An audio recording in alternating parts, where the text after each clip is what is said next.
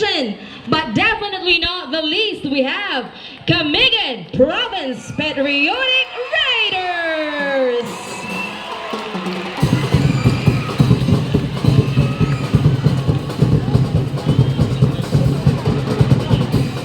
Ladies and gentlemen, together with our delegates, we have our local government officials, beginning with the Congressman Jardine Jesus Medina Romualdo, Governor Javier Jesus de la Fuente Romualdo, our Vice Governor Rodan M. Romualdo. We do also have with us our Sangguniang Panlalawigan members of the 1st District, Honorable Sheila Babando, Honorable Marivic Hansol, Honorable Luis Boliosos, our SB members of the 2nd District, Honorable Web Bajenio, Honorable Cristina Lucias, and Honorable Stanley Blanco. We do also have our SB member, Jose Rufino Ladao, SB member, Peter Dan Romualdo, and Honorable Rachel Abian.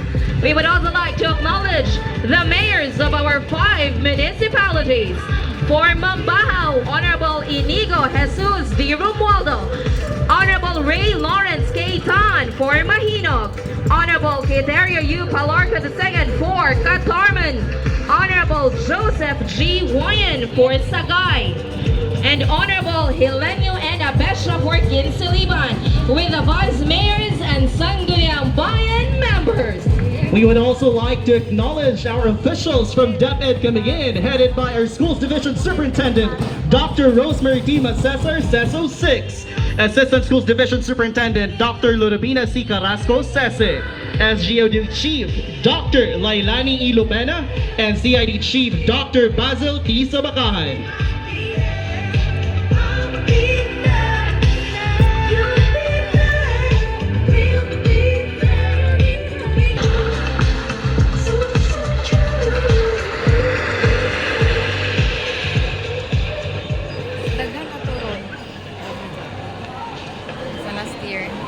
Daghan aturon pa last year.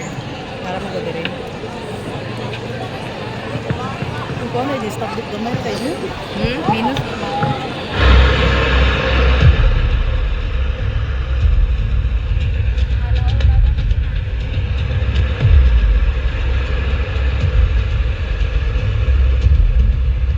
Nice, kaya lang mga color na combine ba o?